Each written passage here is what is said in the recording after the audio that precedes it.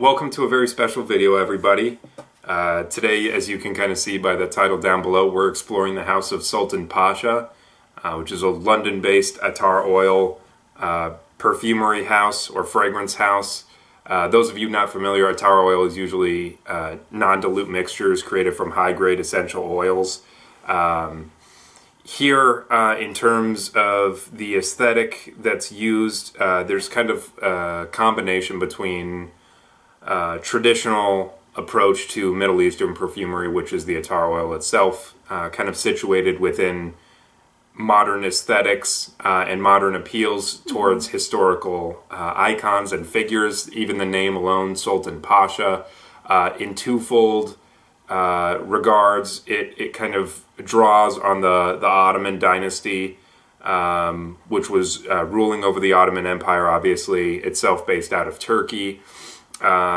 The king of, or the leader of that Ottoman Empire was given the title of Sultan, and often high-ranking officers who were sent out to kind of govern over conquered territories were referred to as pashas. So here Sultan Pasha is kind of like a twofold reference to this type of authority. There was also the crest of the House of Osman, which again is the same Ottoman Empire that Luca Turin noticed on the letterhead that was given to him by Sultan Pasha when he was reviewing these fragrances. So the aesthetic carries a lot of weight historically behind it, kind of rooting itself in traditional modes of power, if you will. As for the guy behind Sultan Pasha here, he goes by Sense Rarity on eBay, which is where we acquired our package, which is here today. You can buy all of his fragrances on there. That's pretty much the only place you can acquire his fragrances unless people kind of obtain them and sell them secondhand. When he started out on eBay, he started out primarily consisting of buying and selling rare fragrances or discontinued vintage fragrances. It's been said that he has some chemistry in his background, but apparently no formal training, so a lot of this is just created from pure passion, pure love of the art form, and kind of meticulously studying his collection and the fragrances that pass through his hands. In the ideas of the fragrances that are here, you get a lot of kind of ideas of religion and the past, spirituality and emotion. It might not be obvious. The House of Sultan Pasha carries a lot of Islamic weight behind it. Its founder and pretty much everybody, or the only person who does anything through Sultan Pasha itself is a Muslim. Yet a lot of his fragrances also kind of approach the smell of incense used in Zen Buddhist practices. And then there's also references to things like the holiest of holies and other kind of spiritual leanings. He also talks a lot about, so a lot of the kind of emotions or memories that lie behind his fragrances. He talked about the British Museum and Library with his father, kind of inspiring Ambrecuir. He talked about a family friend who visited a lot that inspired the creation of Tobac Grande. Walking home and smelling jasmine with his mother is another fragrant concoction. And yet he also has fragrances like Inferno, where he talks about turbulent emotions being the inspiration for his fragrances. So it seems very clear that a lot of these fragrances are inspired by the same sort of passion that anybody would kind of approach any other art form by, and it's not merely a creation simply to smell good and attract an opposite mate, or an opposite sex mate, or a same-sex mate, but something that really is created from love at every avenue. There's also influences from the fragrances that he concocted, such as Guerlain's Shadee and Mitsuko, Hamas's Tribute Attar, and Norma Kamali's incense, among other things, seem to be rather large inspirations for some of his works. That being said, we haven't smelled anything from this house at all, and before us lie 30 samples here. So let's get to smelling them. Yay, smell! Yay! Okie dokie. So within the package itself, oh, look at this. This is a different logo than the one that's featured everywhere. So we have this little envelope that has a wax seal here with a big S and a P for Sultan Pasha. Traditionally, on his other fragrance samples that he's sent out, it's been a maple leaf that has been on the seal. That's what you see on pretty much every icon of his online, but this is something else. It's very, very nice. Okay, I hate to break this wax seal because of just how pretty it is, but you gotta do it. It must be done. For the sake of science. For the sake of science. Oh, look at this. Oh. You didn't have to rip it. Look at that. Alright, so then on the inside, here it is. That's the crest of the House of Osman that Luca Turin was talking about. And then there is a detailed list of what samples there are. At the very end, there's a disclaimer and safety information guide and a way to contact him should you need to.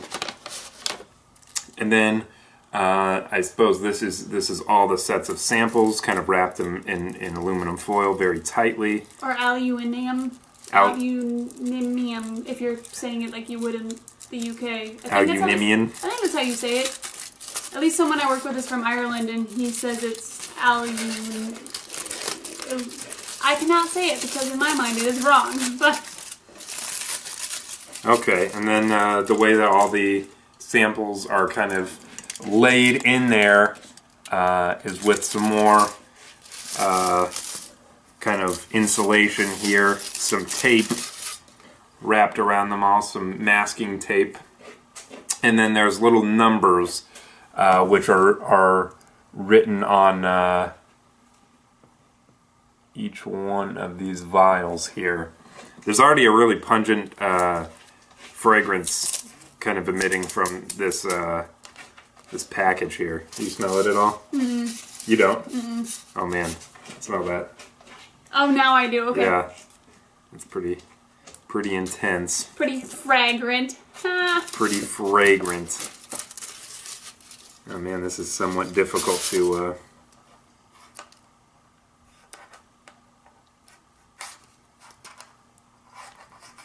Somewhat difficult to undo here. Christ Jesus. We did a good job then.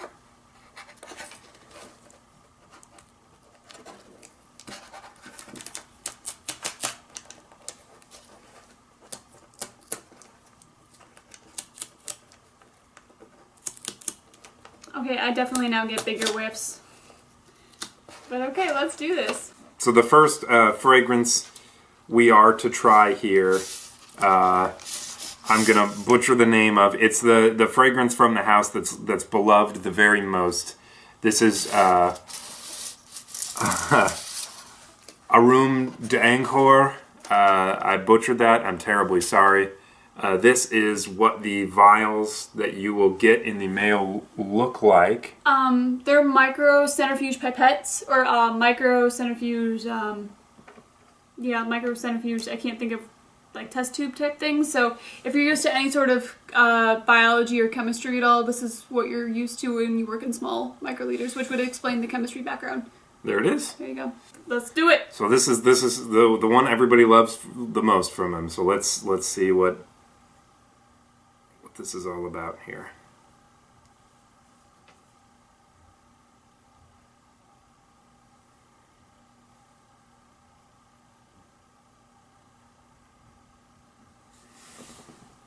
Yeah, that's pretty amazing. I know with Attar Oils, the way and duration through which the scent... Sure. Okay. The way and length through which the scent progresses takes a lot longer.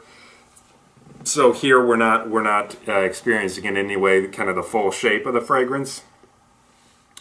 But this guy, supposedly the notes that are strongest up top that everybody loves about this guy is oud, jasmine, ambergris, and sandalwood, I believe, are some of the strong elements to this. I, on the initial sniff, thought it was great. I think it's really good. So, I don't know if drugstores have it. Maybe they do. If so, if you were to get some of these samples, I would recommend getting like pipettes. There's probably some plastic ones with like the built-in bulb that you can go down and pick up like a drop or two. Just because there is so little and it is so strong that maybe using a pipette might not be a bad way to go about it. And you can see how thick the oil is when you kind of twist it and you see it's thicker even than kind of maple syrup. It's not really moving at all in there. So, I mean, I'm sure there's probably some other techniques, but at least the first that come to mind is getting a pipette to help remove the liquid. And a lot of the ways that traditionally people have approached these, at least Sultan Pasha's samples here, is to kind of unfurl a paper clip and dip it down in and use that. That works. So let's see about this fragrance that we're smelling right here. Sultan Pasha himself says he scoured endlessly for 2 years to source the right materials, and it took just as long to prepare each individual accord. Jasmine with the right properties and facets, highest grade saffron, finest Persian rose, Bulgarian rose, tobacco, Mysore sandalwood, ambergris, etc., etc. This is his blend, which is fit for a king. As he says, there's really a lot of accords in here, a lot of notes. And he even lists that the oud note that he gets in here comes from Ensar Oud, which is an incredibly well-respected and celebrated oud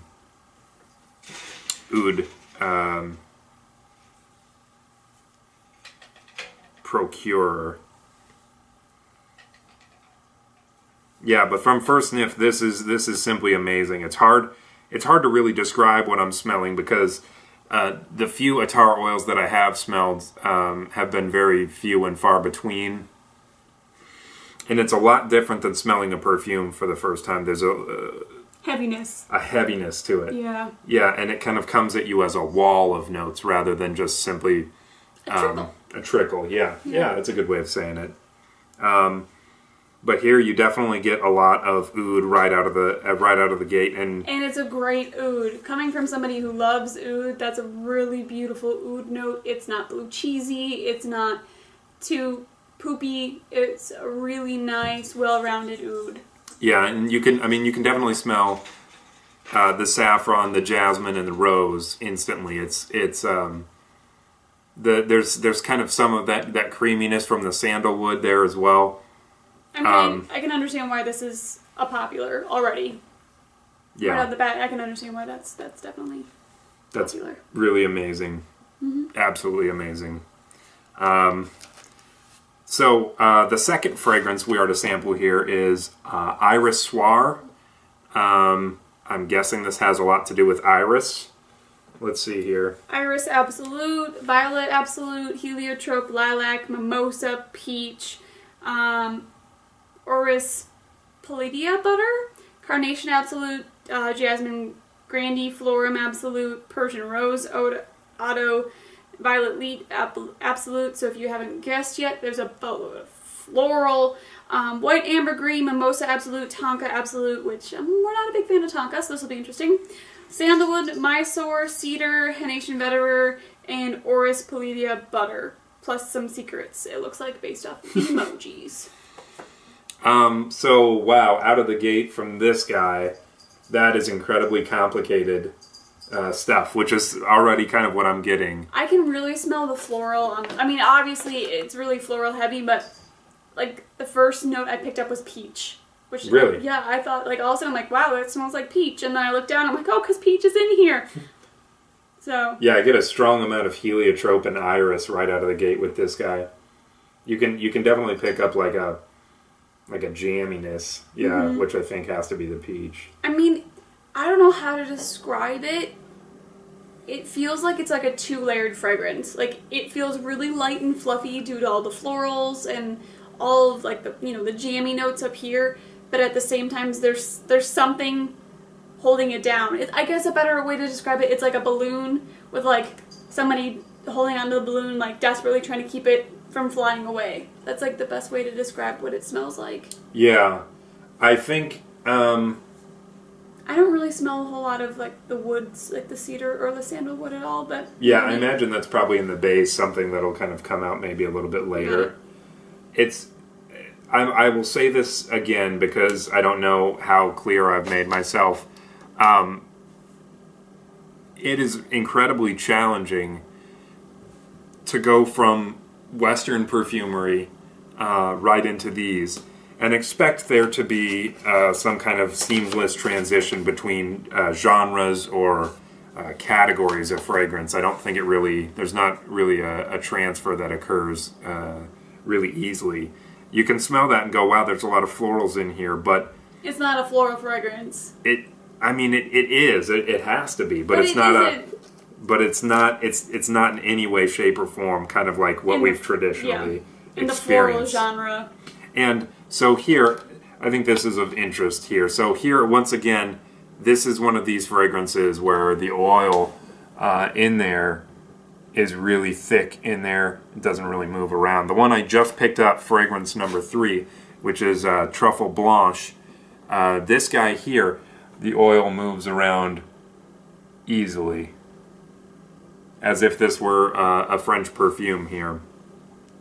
So Truffe Blanche, I'm imagining is it some kind of white earthy accord? Well, let's find out. We've got Meyer lemon, blood orange, bergamot, lavender, birch, spices, white alba truffles, Damascena rose, jasmine grandiflorum, Orris palladia butter. Is this something you can eat? Because it sounds delicious. Orris? It's butter made from the iris root. But see, that sounds great. White ambergris, sandalwood mysore, civet, musk, apopanax, gaiac wood, honey, patchouli, Siamese benzoin, tonka, Tahitian vanilla, and Madagascan vanilla. So I think that's kind of where you're getting a lot of like maybe the whites is from the vanillas and some of the various florals like jasmine. Well, that I've been hit now 3 different times with 3 things that are radically different. I'm not smelling any of these and thinking like... This one I think is the most traditional of the 3 so far. Yeah. Which maybe explains why it is so loose. Yeah, probably. You're right. But it's still really good. Pretty amazing, honestly. I can smell the vanilla. Yep, it struck me almost immediately as like a way more complex version of Xerjoff's Lyra. You smell the orange accord followed swiftly by kind of this really sweet, beautiful vanilla. But then in there's a lot of animalics and a lot of weird, not in a bad way, but weird floral accords I wasn't expecting to be following. Yeah, that's pretty amazing too. But so far we've got this incredibly rich kind of oudi fragrance that's centered around all these kind of Middle Eastern notes. Then you've got this incredibly complex and interesting floral accord, and here you're getting hit with something that seems a lot more occidental. It's just wow, very rich and just nothing I was expecting. I think this is probably the one that I could see myself wearing the most right now, but I still really enjoy the other 2. This one I just think I'd be able to wear without being smelled out all day. Okie dokie. So that's Aurum D'Angkhor, Irisoir, and Truffe Blanche. Next up, we have got Al Hareem, number 4. So this is Butter Absolute, Persian Rose Otto, Saffron, Turkish Rose Absolute, Mysore Sandalwood, Ensar Oud, Assam Organic, Bengali Oud, Hyrax, Musk, Ambrecuir, and Tobacco. Well, I'm already very, very excited for this one. Turkish Rose is supposed to be the best rose. I don't know if that's actually the case, but that's what they say.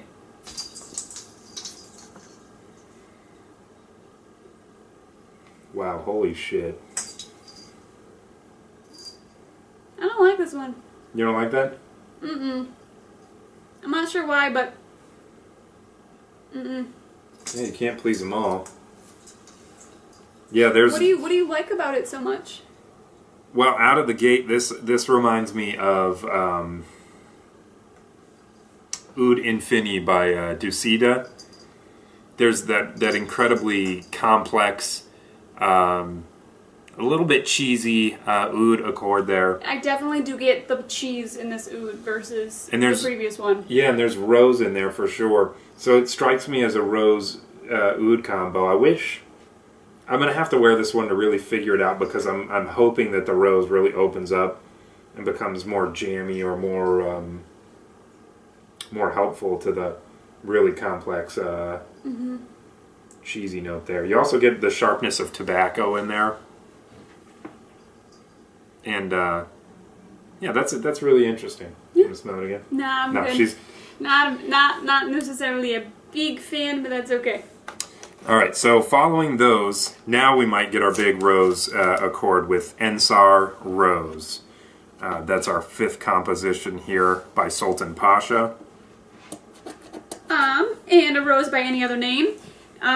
We have Rose Alba Otto, Madagascan Vanilla, Butter, Persian Rose Otto, Haitian Vetiver, Honey, Tuberose Absolute, which makes me excited, Bulgarian Rose Absolute, Aged Mysore Sandalwood, Ambrecuir, Amber, Bengali Oud, Oud Unas by Angar Oud, which is a very rare Hindi Oud by Ensar Oud. And that is what we have here.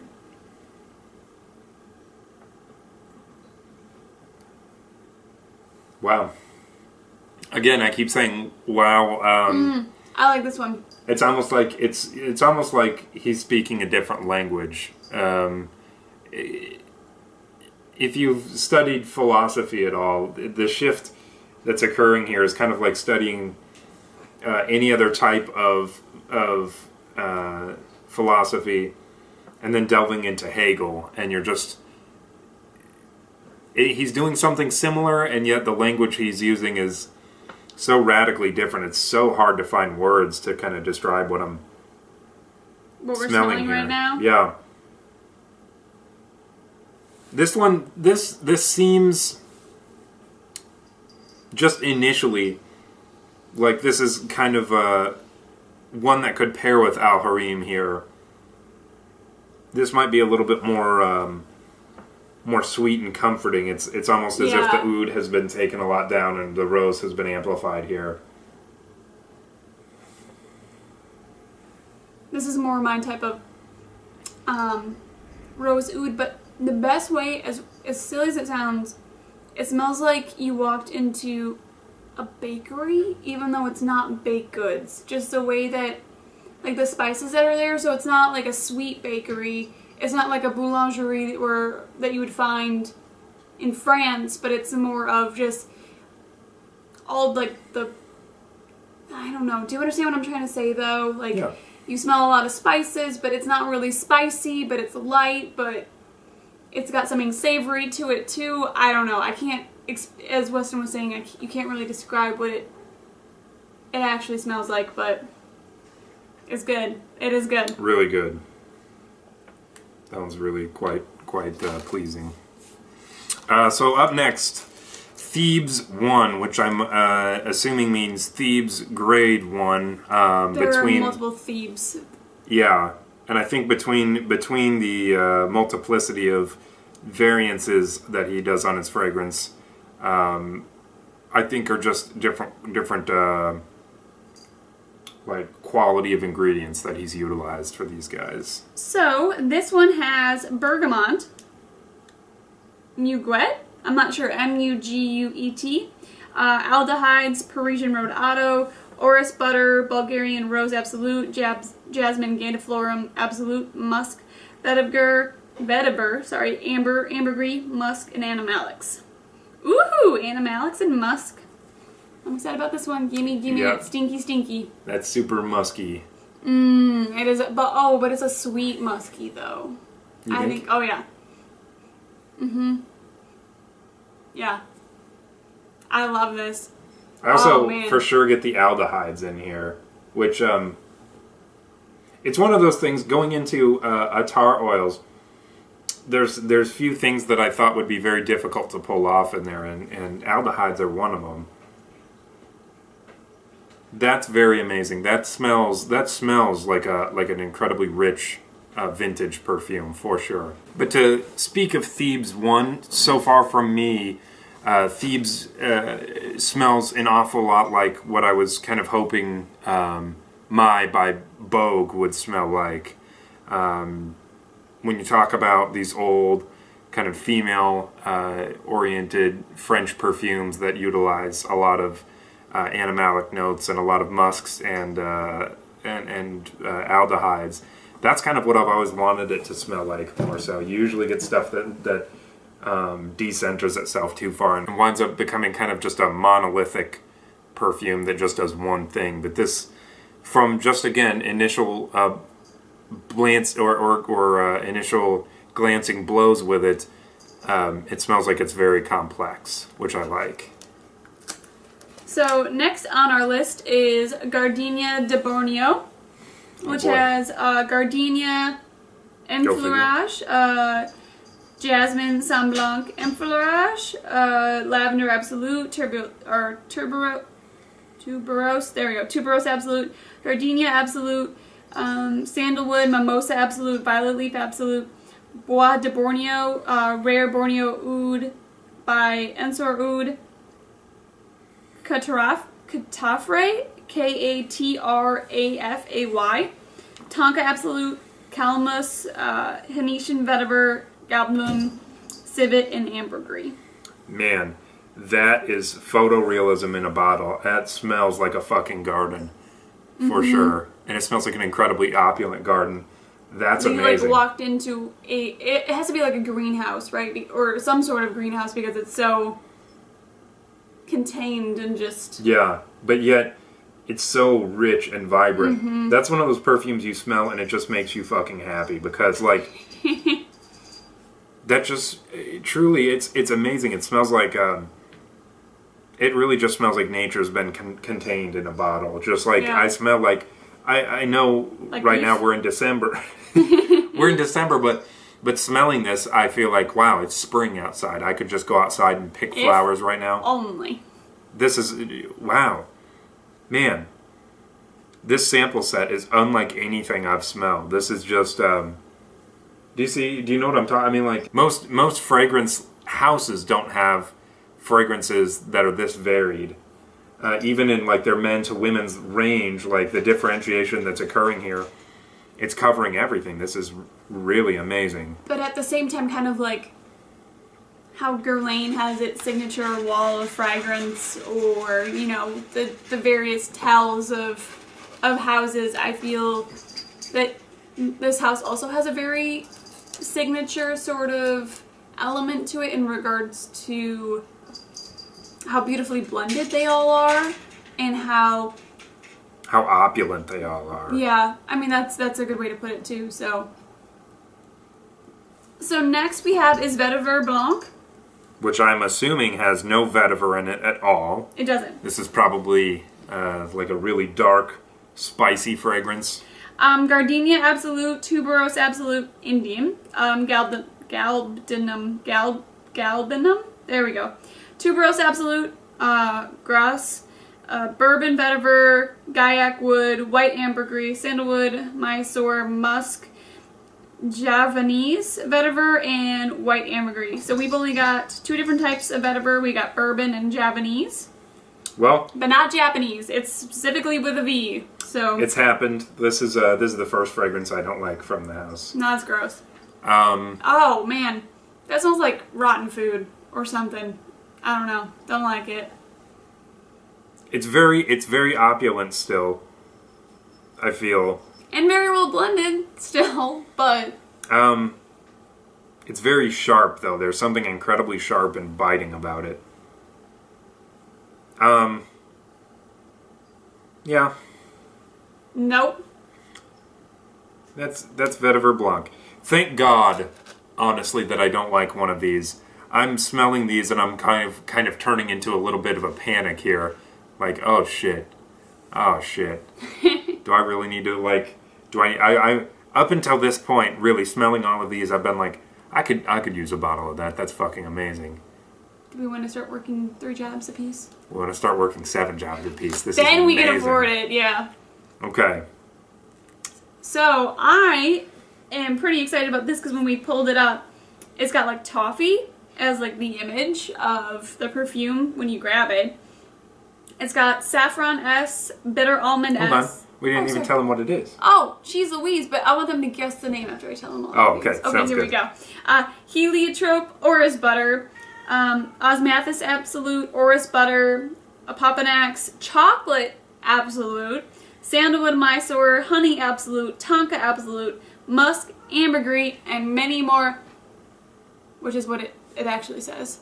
And, if you didn't know, it is Sohan D'Iris, which is surprising because Iris wasn't listed, so I guess that's probably part of the... Wow. But Orris butter was listed, which comes from the iris plant. Just kidding.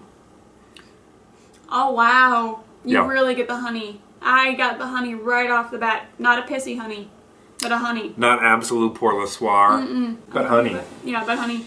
And you definitely, this one smells a lot more gourmandy than everything else so Yes, far. this is even more so than the one we thought that smelled like Lyra, which Lyra is pretty gourmandy. Mm-hmm. That was what, Thebes one, right? Thebes one. Yeah. No, that was, wait, was that Thebes one? It was No, either no, that no, one no. or Ensar Rose. Well, then one of them. Well, maybe it was Thebes one. I don't know. They all, yep.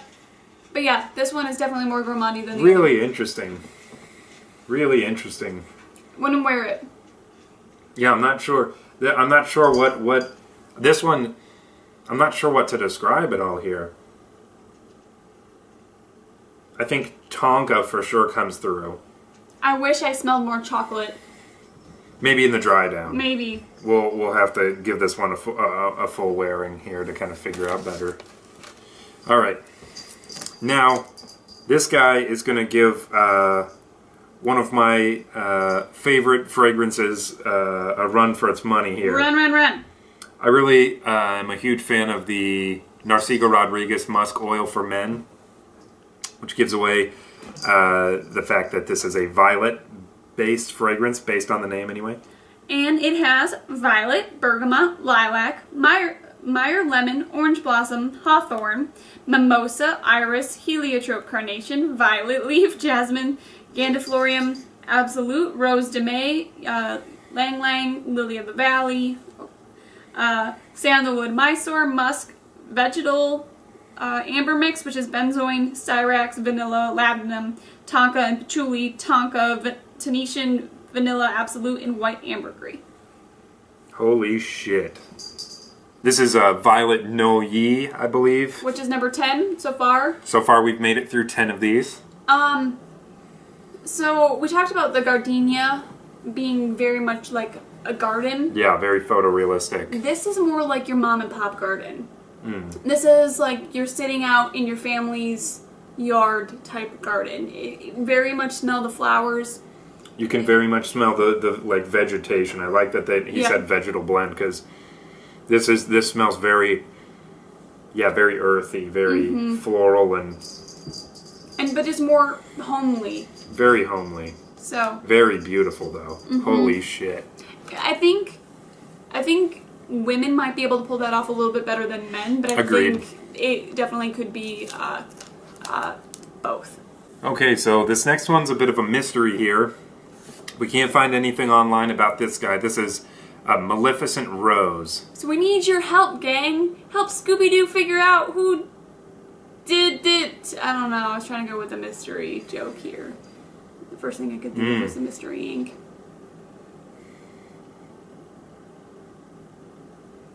Wow, that's a really beautiful rose fragrance. Wait, there's rose in here? That's really pretty. This one, there might be oud in there. In the other two rose fragrances we've smelled of his so far, there have been oud in there. Mm-hmm. Or not two, but the other multiplicity of rose fragrances we've smelled so far from him. This one doesn't so much smell like it's centered on oud at all. This really just smells like a really powerful rose fragrance with something dark underneath, but I can't really place it. I don't know, like the first thing, I am not very good by note recognition, but it smells kind of like a benzoin-y type something, where it's not heavy, it's not like a woods, it's not something, but it's something kind of in the middle, which I usually associate with some of the benzoins, or something along there, but I don't know. That's my best guess. Really a very nice rose, though. I think when I smell these, I think I'm about not a big rose fan, so that's part of my judgment.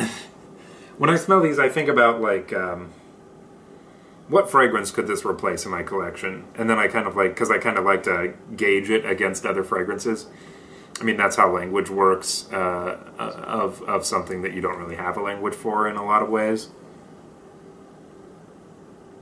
And this I compare kind of against the other rose fragrances I really love, like Lyric Man by Amouage. And it does something similar. It's a very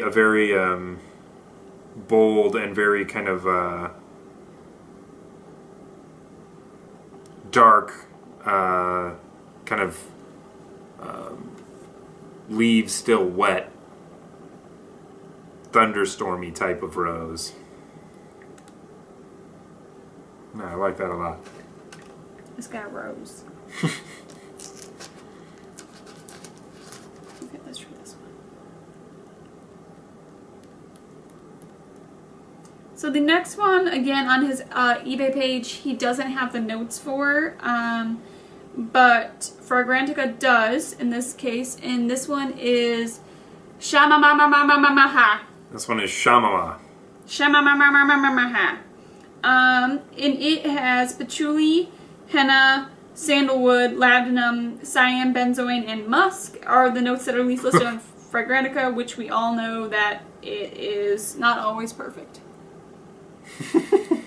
Oh, good! I'm excited. I don't think I've ever smelled anything like that in a fragrance. So I read one of the comments on Fragrantica before I smelled this, and the comment was too much henna, and that could be maybe what it is. Boy, this smelling this smells like if you could take the quality of like sawdust, if you could take like the accord of sawdust and replace the wood that's being dusted, and maybe take like some type of kind of spicy like concoction, some type of spicy mixture, maybe used for like maybe used for a very weird type of curry, and then you made that into sandalwood. That's kind of what this feels like to me. Or not sandalwood, sorry. What was I saying? Sawdust. That's interesting. That's a very strong, very dark, spicy fragrance that I don't think like I said, I don't think I've smelled anything like that. That's really weird. And weird. Okay. So this one is going to be our first incense, at least that we know of, our first incense one. So Persian Rose Otto, frankincense, saffron, amber, incense, Bulgarian Rose Absolute, jasmine or auriculatum, tobacco, patchouli, Siamese benzoin, labdanum, tonka, vanilla, Hindi oud vetiver, juniper, hyrax, black ambergris, cedarwood, and black cumin. And this is Ame Sombre, Amesombre. Wow. Is it incensey? I don't know what I'd call that. You get the incense, but it's not incensey. Yeah, you'd for sure get the incense, but the incense is really sculpted here, really molded.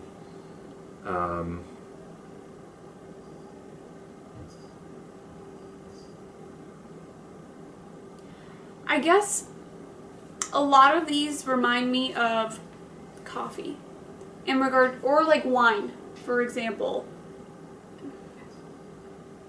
Like if you do a Pinot Noir, like most Pinot Noirs will all taste the same, but there are like different variants here and there.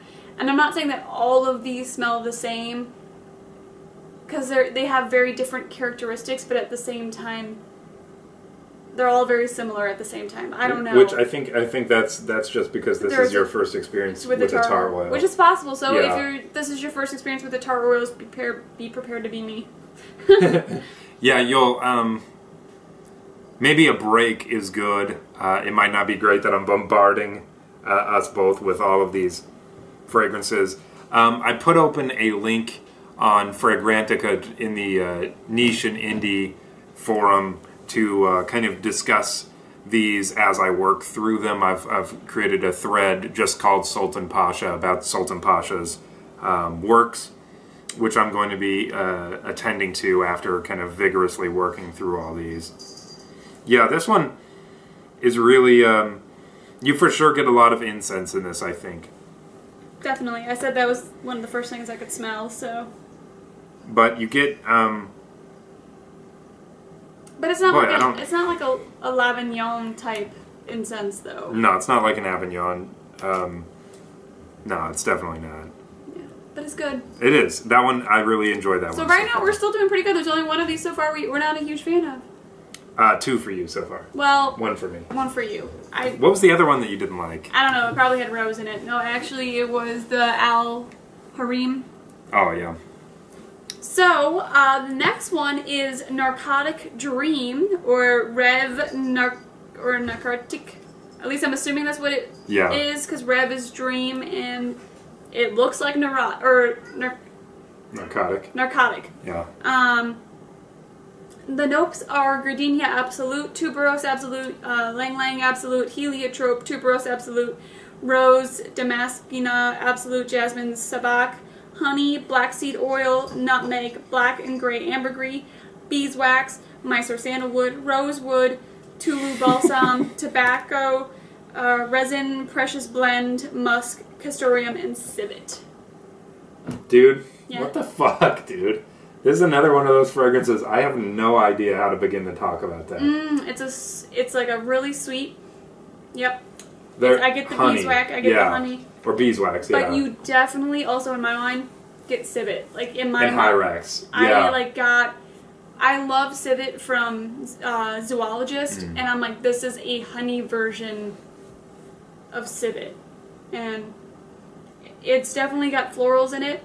I really like this one. Actually, this one is definitely a winner. I also really like my animalics. So yeah, I mean, I think this is the first one so far. The hyrax is just, it's really tough in French perfumery to kind of find a perfume that centers on hyrax. Like, this is a weird thing to say. So to get a reference note for hyrax is always a little rough. When you smell hyrax for the first time, though, kind of in larger quantities, it becomes something you can pick up easily. And I definitely get a lot of that. I get a lot of that and the beeswax. This is a amazing fragrance. This is incredibly strange and incredibly worthwhile. I like that guy a lot. Mm-hmm. I think that's one of the ones so far we're liking the most here. Yes, definitely. So we're going to have to stray over again, hopefully to Fragrantica for the answers for the next one. The next fragrance we're smelling is Le Rayon Vert. Nope. We are on our own! Which we're on our own for. Do you know what La Rayon means at all? Let us Google. So we've got vert at the end, which is meaning green. We at least got that part. Oh. Does it maybe mean the green ray? Yeah, for sure. That's it. Yeah. Yeah, it's the green ray. The green ray. I've seen this around before for Sultan Pasha, at least the name. And the green ray it is. Not to be confused with the Green Lantern, who maybe holy shit, dude. Rays. That's oh my god, what is that shit? That's a lot of these Chypres that are being made now. Are kind of returning to this overtly green and loud style. There was one put out by Ducida recently, I think La Sillage Blanc, and this is exactly what I wanted all these fragrances to be. Zoologists tried doing this too, I think with elephant. There's a bunch of fragrances that come similar to this. I'm sorry, my mind is kind of drawing a blank, but this, wow, is amazing. This smells like a better blended Diptyque a little bit to me. Or Diptyque? Diptyque, thank you, yep. Holy shit, I love that one. Fuck me. Raider. That's amazing. Okay. Holy shit. And now we're getting on to some ones that I've been dying to smell. Literally, he's been dead. The rest of this list pretty much contains a bunch of fragrances that I really, really wanted to try. And this is one of them. So, we have Pure Incense. Pure which Incense. We are relying on Fragrantica. And it is Incense. Incense. It doesn't give me a wrist. There's no wrist. So this is incense, copal, myrrh, and cedar. At least from what Fragrantica says. I'm sure there are many, many more.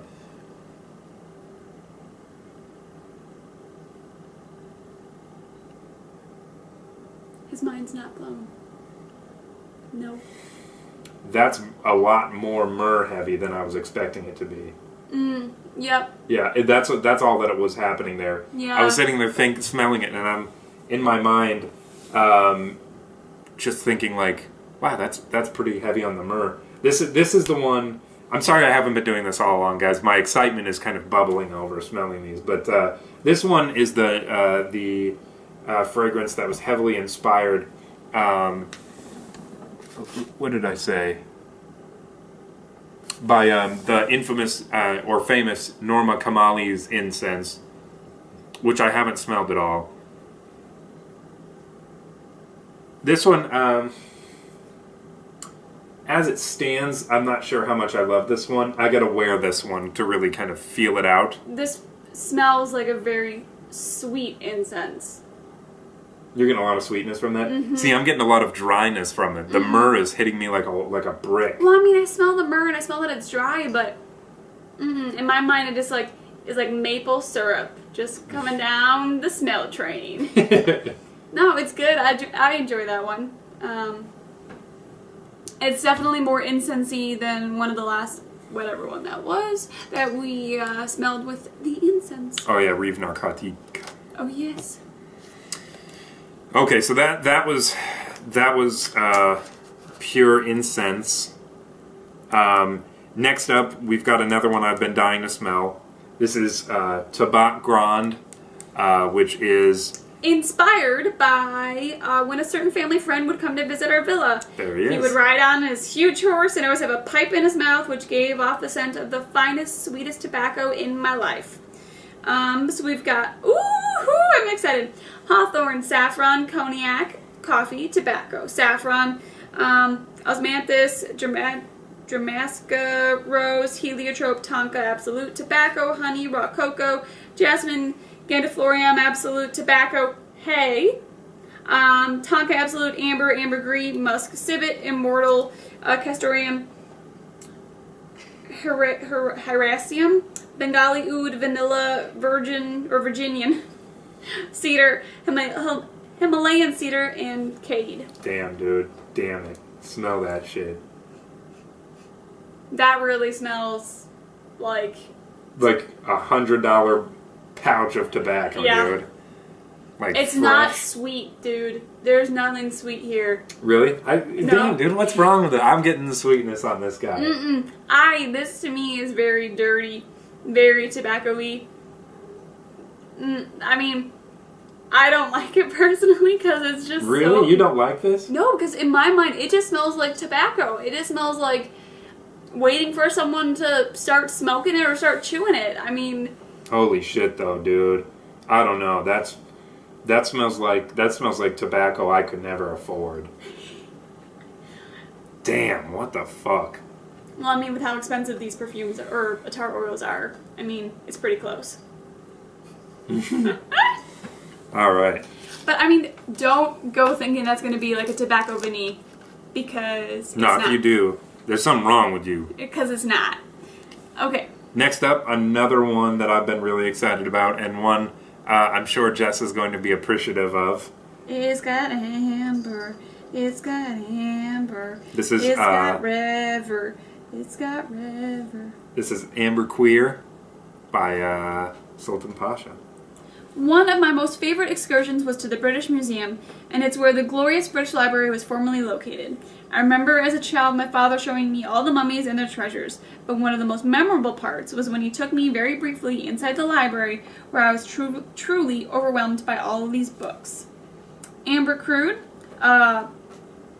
butter, carbon dioxide, saffron, orris concrete, cocoa butter, honey, suede, tonka, Javanese vetiver, tobacco, Siamese benzoin, labdanum, vanilla, tonka, opopanax, incense, beeswax, cade, black and gray ambergris, civet, musk, hyrax, and Mysore sandalwood.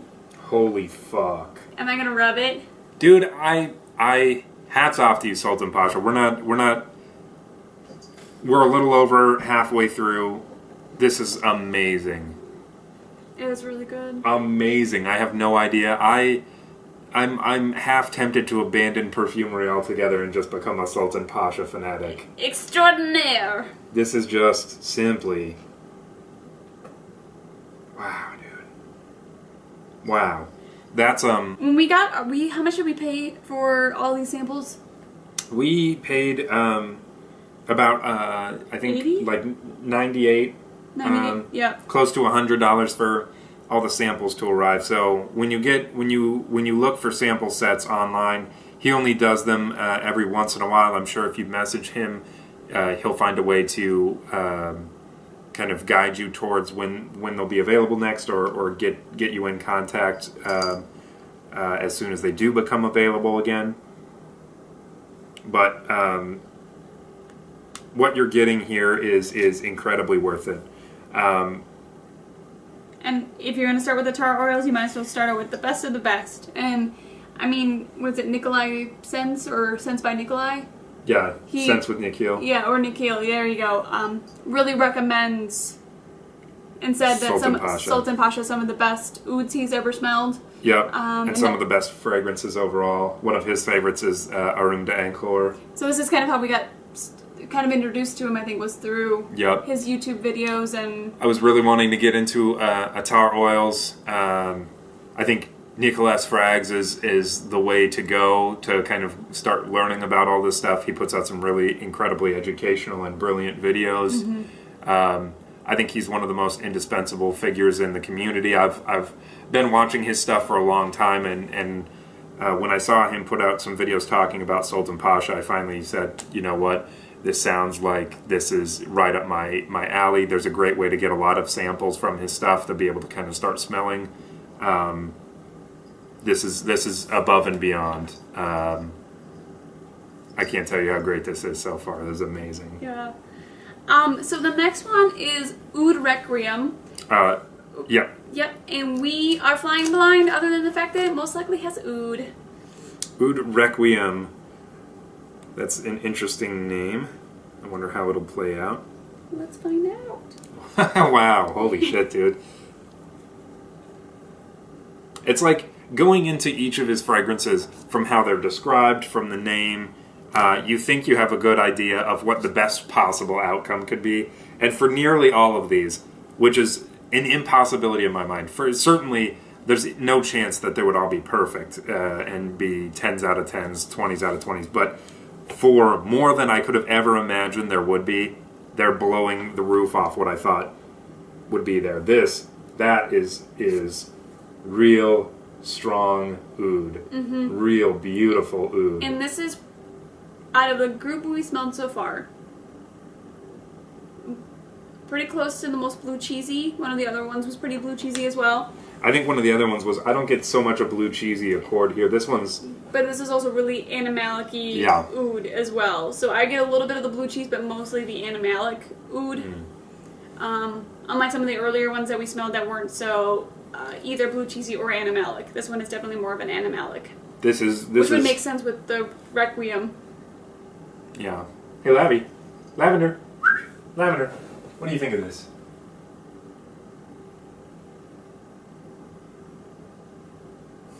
Wow, her nose is going. She loves it. Yeah, that's very complicated, very multifaceted.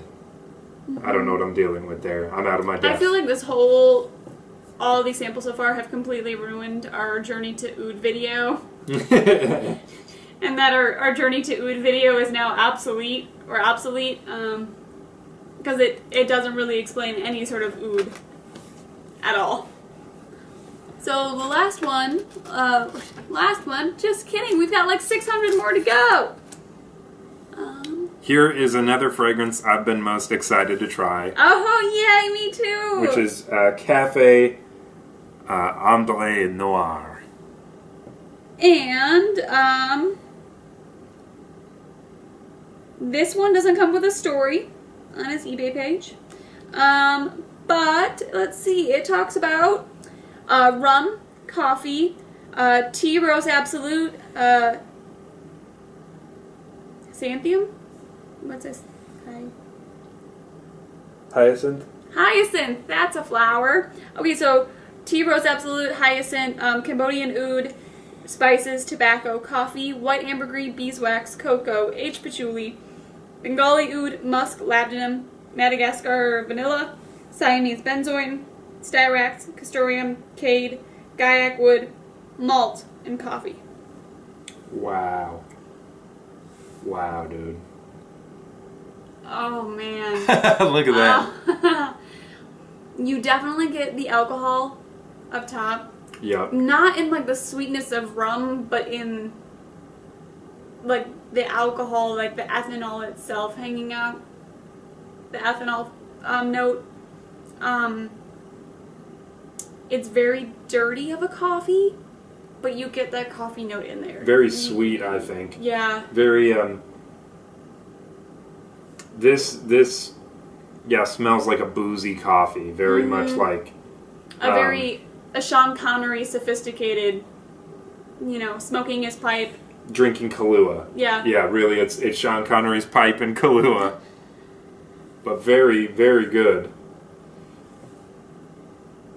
Maybe that's the malt maybe in there too. Yeah. That I'm picking up on. Because I keep smelling a little bit of like chocolate. Yeah. And so... That's why, I agree with you. But it's not, I don't know, it's like a dark chocolate. It's like a bitter chocolate, not a sweet... It's not milk chocolate. This is one of those that it is really dark. It's sweet, very sweet, but very dark at the same time, so it doesn't become tooth decayingly like sugar infestation. It becomes just this very opulent. Yeah. Hell it's yeah. good.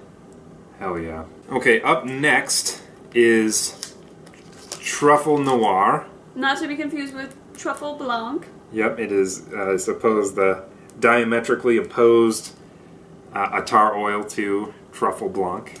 This one has Meyer lemon, calorie sage, bergamot, lavender absolute, Damascena rose, jasmine grandiflower or grandiflorium, violet leaf, lily of the valley, white ambergris, sandalwood, Mysore, civet, musk, popanax, Gaiac wood, patchouli, Siamese benzoin, tonka, oak moss, and spices. I'm sorry for all the notes that I murder. I definitely get lavender and lemon here. Mm-hmm. Which is another thing that I thought would be hard to pull off in a. This is nowhere noir. Yeah, I wouldn't call this noir. Mm-mm. I think that might be the first instance of kind of like a mislabeling. Mm-hmm.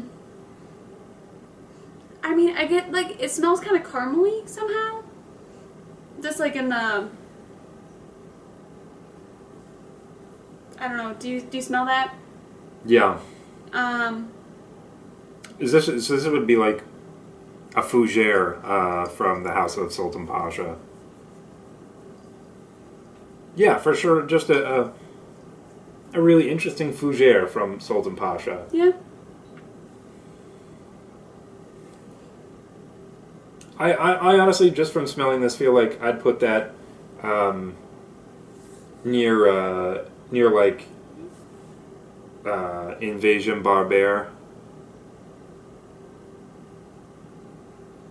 Yeah, I would. This is quite impressive as well, actually. I think the naming is off, but I think the fragrance is pretty impressive. I think that's the hard part for me right now. Is I was expecting like noir, and I did not get my noir, and I'm like, what exactly does this mean to me right now? And how that's okay. You'll get noir out of this next one for sure. Okay. So, do you want to say what it is? So this is Nankun Kodo. Or Nankun Kodo. This olfactive sculpture is pure 100% Nirvana in a bottle. This is the near exact representation of my favorite Japanese shoiendo? Shoido.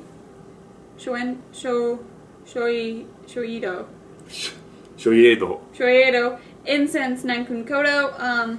Very close to my heart, as I created it for my own personal enjoyment of this ancient art form, which unfortunately I can't enjoy at home due to my family's dislike of burning incenses. So this is what we have. Notes. This one isn't broken down by top, middle, and bottom, but it's cinnamon, cloves, Mysore sandalwood, amberette, musk, spice mix, which has fenugreek, star anise, black cumin, and others. Hinoki cypress. Hinoki cypress, blue cypress, heliotrope, frankincense, aged patchouli, black ambergris, cyan benzoin, sinking grade, oud, chips, infusion. Okay. This is not as incensey as pure incense, but I do like this one. Just maybe the incense you're used to. The incense note that we're used to. Yeah, but I mean... So, I mean, that's very smoky, very spicy, very woody, very rich. It's beautiful. It's really, really beautiful. That is. It is very good. I smell this. The first thing I thought of was Naomi Goodsir's Bois d'Assess here, just because the smoky quality is so rich. And it also has that kind of dense, I don't want to call it barbecue-y, but kind of like, you know what I mean, charred feeling to it. I forget what it is, but there's a fragrance out there where the perfumer is like, dab it on a cotton ball and like rub it between your fingers and just meditate with it for a while. Do you remember what that is? I feel like in this case, I would want to put this on a cotton ball and just kind of like use it as a way to help myself meditate, to like find myself this center, because I find it very soothing and very meditative in regards. Yeah, I think that probably means he did a really good job. Yeah, he did what he was supposed to. Yeah, he did what he was going out to do. So yeah, that is impressive. I think so. With Nankun Kodo, it's incredibly tough. Japanese incense is quite a bit different than a lot of the incense that people are used to getting, kind of like dollar store garbage incense. But this is very interesting. The hinoki really does come through quite strong there, and you get a really interesting thick smoke to it that I think is really worth exploring. Up next, we've got Ocean of Flowers. So, to kind of sum up, he talks about present one of my most ethereal blends. Ethereal. Ethereal blends, Oceans of Flowers. Couldn't find a more appropriate name than the above, for this is the most bewitching elixir. From the first drop is hit with a torrent and tidal wave of white floral notes with a deep red sparkling rose blissfully floating in the background. So we have Persian Rose Otto, Gardenia Absolute, Jasmine Sambac, Rose, Centifolia, Jasmine Ophanalius, oh my god, Tuberose Absolute, Tuberose Accord, 30-year-old Patchouli, Sandalwood Mysore, and Ambrecuir. Yeah, if I'm learning anything so far about what would be close to a Guerlainade for Sultan Pasha, we get a lot of sandalwood, a lot of ambergris, and I'm noticing he likes gardenias quite a bit. You like that one a lot? This is my jam. This takes I think all the things I love of all my fragrances and puts it into a single one. I love agree. this. You love this? Is this your favorite so far? Yes. Well, I think this is your favorite for you so far? Yes. Definitely. Which, I mean, it makes sense. There's tuberose in here all over the place, which would make sense. Yeah. And ambergris and sandalwood. Which are all notes I love. Gardenia you like a lot when you don't know it's a gardenia. Yeah. I love this. This for me right now is a 10 out of 10 out of 10 out of 10 out of 10. I love it. Give me all $700 of this. For 3 mils, it is $201 US. Just so you know. All right. Okay. So the next one is Shadee. Slim Shady. Slim Shady. For the real Slim Shady, please stand up.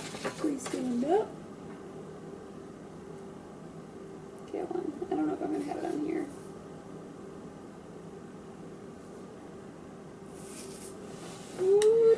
So Shadee has a really interesting story behind it that's really quite wonderful. Shadee is a perfume he created, I believe, for his wife on their anniversary.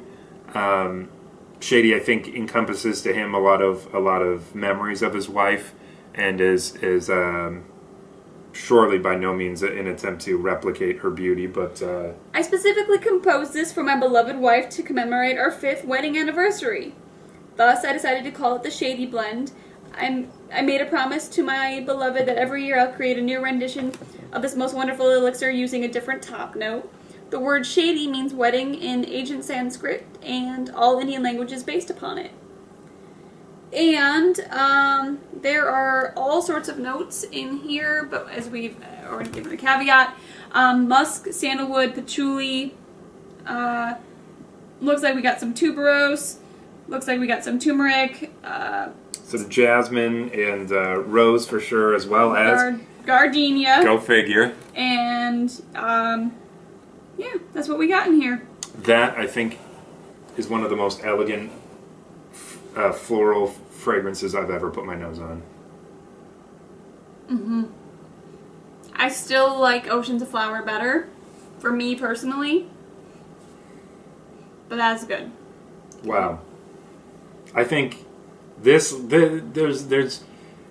lot of times in art forms for people to create something for their significant other, I hold it to a very high standard, and I judge it very harshly.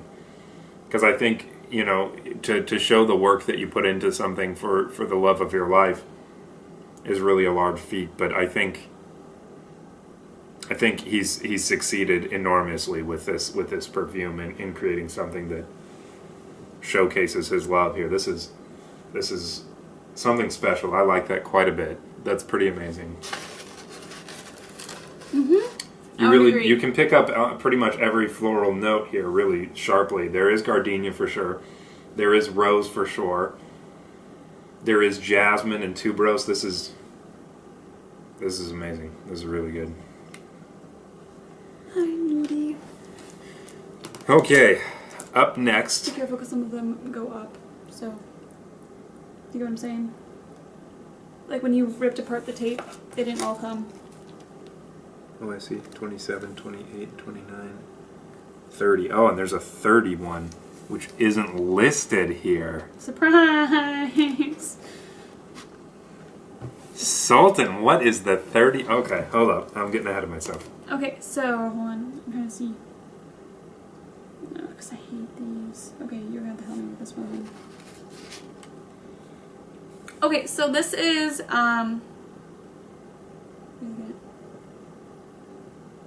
going to tell me with all the notes. This is, Encens Chypre. Yep. And he says it's a classical Chypre executed in the traditional French style, but with an oriental twist that will leave one dazed in its sheer opulence, and wanting more as it twists and shifts from one phase to another. And this is what we've got. So, oh my god. It's got all sorts of good things. So oak moss, incense. Incense, oak moss, jasmine, elemi resin, benzoin, orris, bergamot, lime, ambergris, peach, clove, or excuse me, that's not clove. Civet, rose, ylang ylang. We got castoreum.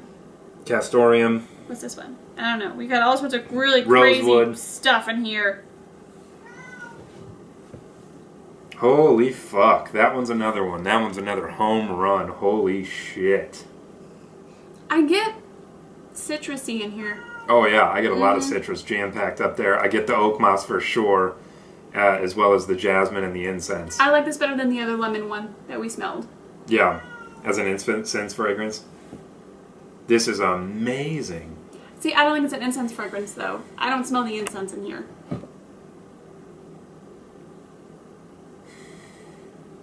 Yeah, nope, I don't smell incense, but it's good. This might be the first time I'm actually putting my nose to actual oak moss, too.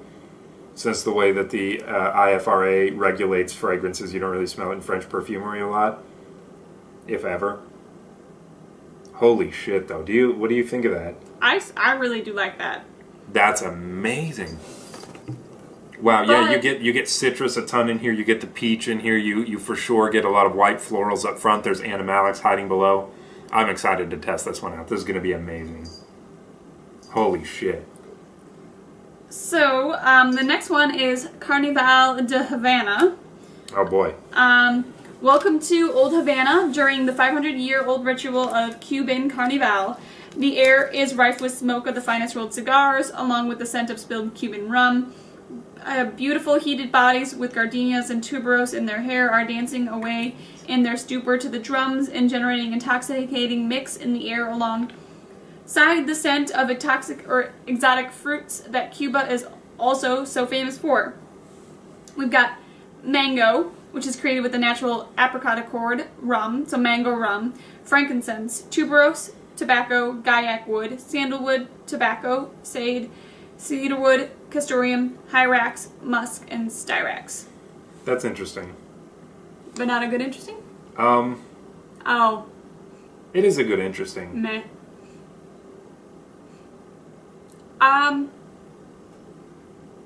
It's okay. You for sure get the rum. And you for sure get the tobacco. Definitely the tobacco. And the rum sweetens it up. Yeah, I think the mango you kind of get in there too. I get a lot of woods in here too, and animalic notes for sure.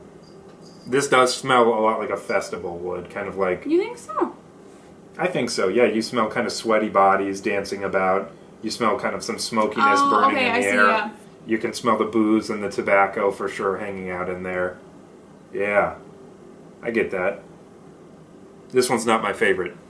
But it's not bad, though. It's not bad, though. He has not made a bad one yet. Well, I wouldn't call any of these bad. No. There are ones that I don't like so far. There's just 2 of them out of all these, which is horrifying. Amazing. Okay. So, number 27 is Resine Precieux. Why a pain, you say? Well, I had to process... because he says this is an absolute pain. Why a pain, you say? Well, I had to process 7 different types of extremely troublesome resins and resinoids from the 4 corners. But as the age-old adage says, short-term pain, long-term gain. And here the gain is pure, unadulterated, resinous, smoky, ambery pleasure. So we have Devil's Dung, which is Asafoetida resinoid. We've got Myrtle, blonde tobacco, frankincense, honey, beeswax, cumin, bourbon, vanilla, Siamese benzoin, Persian popanax, frankincense resinoid, Tula balsam resinoid, Tonka absolute, civet, castoreum, hyrax, Ambrofix, which is from natural scalorol, black ambergris, and natural raspberry ketone. I didn't know ketones were in raspberries, but the more you know. And do you want to know something else interesting? Tell me. So aldehydes and ketones and the chemistry level are very, very similar in structure. The only difference is that aldehydes have a hydrogen based off of it, where ketones don't have any hydrogens based off of it. So they're pretty close. Yeah. So an aldehyde, something close to an aldehyde coming from a blackberry, did you say? It's a ketone. Or a raspberry? Natural raspberry ketone. That's interesting. Yeah. How one would go about acquiring that, God only knows. I'm not super familiar with resins. I don't know what I'm smelling here. Yeah, I don't know what I'm smelling here quite either. This is complicated. This one, my nose is put to it, and it kind of does one of these things where it like attempts to latch onto a bunch of different areas, and it just can't. And it doesn't. Nope. This I'm gonna have to wear. I'm sorry, I can't say much about it, but I think I'm gonna have to wear this to really get any type of anything from it. Yeah. Okay. So the next one is a words I've been saying a lot this past forever you've been listening. This is Sandalwood Mysore. So, let's see. Yeah, I don't... We are flying on our own. Flying on our own. I'm assuming this is meant to smell like Mysore sandalwood. Go figure. So along with the samples that he sent, he said that some of these would be works in creation currently, as well as some that have been discontinued. I haven't heard of this from him. I haven't seen anything about this. But I actually like this quite a bit. It's not straightforward sandalwood. I think this is the lightest fragrance we've smelled that is not floral. That's not floral. Here, I think you fall into the sandalwood a bunch. It's weird. As I'm smelling it, you smell you smell something. I kind of get something citrusy, maybe, but I don't know. At least up top, anyway, it smells like it could be a citrus. Yeah, and it's really interesting how there's kind of this weird sheer going on. That occasionally the sandalwood will come out. It'll smell something like MPG's Santal Noble or Santal Noble. Only it never fully stays that way. It kind of keeps dancing with your nose. Wow. I really want to wear this one too. I'm really interested to see how that dances, how that pulls out that sandalwood accord, and how loud that can get. I'm really interested to see what happens with the sandalwood. Because, my nose is also getting tired. We are 28 in. But for me, this is also probably the lightest of them all. Nothing really punches you in the face when you open it up. But, maybe it's because it doesn't have any oud, and I've just been so used to getting punched in the face with all this oud. Who knows? Alright, so the last one we have listed is Thebes Grade 2 here. Thebes Grade 2 contains less of the expensive floral and aromatic components, thus significantly cheaper. So that's kind of what it is. Thebes is dedicated to a very old discontinued composition I smelled in Paris at a certain famous establishment that was so evocative that it was the only time a perfume brought me close to tears. So that's what this is. It's got bergamot. You get aldehydes, Persian Rose Otto, Orris Butter, Bulgarian Rose Absolute, Jasmine, Grandiflorium, Absolute Musk, Vetiver, Amber, Ambergris, Musk, and Animalics. So, it smells a lot like his other one. Pretty similar, a little sharper. If you don't know, the fragrance he's talking about is Guerlain's Shadee, which by a lot of people's standards is considered to be one of their weirdest fragrance releases, one of their least... I don't think that smells that weird, though. I mean, maybe just because we've been smelling everything else. I like it. Yeah. It's I think winner. grade 1's better. I think for sure this is a lot sharper. But, you know, you're also... Yeah. If that's expensive. Yeah. This is cheap. There you go. Not that it smells cheap. If you didn't smell grade 1, you would not know any better. And lastly, we have number 30. That's all we know. So we are really, really, really flying blind on this one. Yeah, we have 29 fragrances listed on the sheet that he gave us, yet we have 30 fragrances. And this one doesn't correspond to any numbers, so we have no idea what we're dealing with here. Except for the fact that we know it's probably not any of the previous 29. Probably not. If it was, that would be a cruel prank.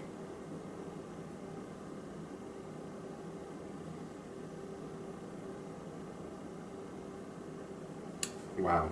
Okay. That's unlike anything else in the group that we've smelled. She doesn't like it.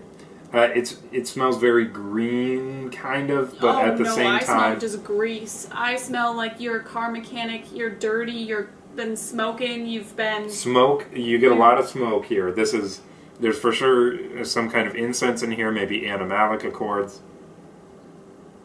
I don't know what I'm dealing with here. I'm closing this. It's gross. I don't think it's gross. I'm closing it. Okay. He doesn't think it's gross, but he's closing it. So that's the opening and exploring of Sultan Pasha's Attar Oils here. As we wear them, I'm sure we will do live video, not live, but updates of, we'll put it when you first put it on, midway through the day, at the end of the day, we'll kind of update you in regards to how it actually plays out and how it's projecting and all that good stuff. But yeah, like I said, feel free to join in on that forum that I created, under the niche and indie heading. It's called Sultan Pasha there. I'm just going to be, for probably months here, working my way through these, smelling them all. At some point, I'm positive that I'm going to be coming into possession of some of his fragrances. I'm going to buy a few of these. Yeah, probably a fair amount of these. So I'm probably going to be leaving reviews as well. And when we get full bottles, we'll probably be doing reviews again there too. So be warned, they are small amounts for high price tags, but as you mentioned at the beginning, you are getting more. You're getting pure ingredients, you're getting rarer ingredients, all these sort of things that you don't normally find in other sort of perfumes. So just make sure that if this is something you're interested in, be slightly warned of the sticker shock you are going to see. Yeah, but also at the same time, I think if you're kind of shocked at the price tag, you really don't understand what you're looking at. A 3 ml bottle of one of these Attar oils, I will guarantee you will outlast you probably it'll outlast a 6.8 ounce bottle of Dior's Privé line or whatever it is that you're buying, because one small drop from these will not only last all day but will continue to kind of play with you throughout the day.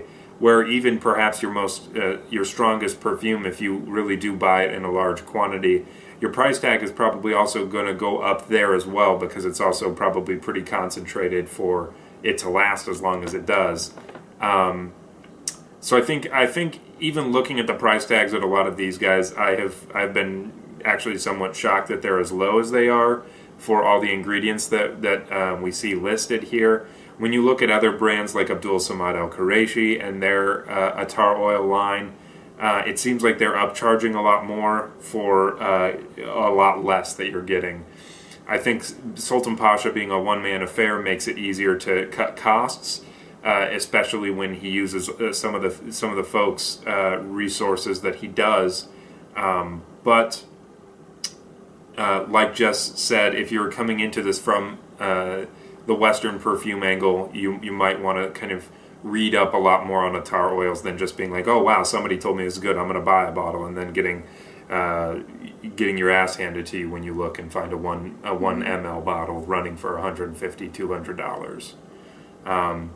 Ultimately, at the end of the day, I would suggest the next time you see Sultan Pasha, aka Sense Rarity, post up a link to buy samples of these guys, that you join in on that purchase round immediately.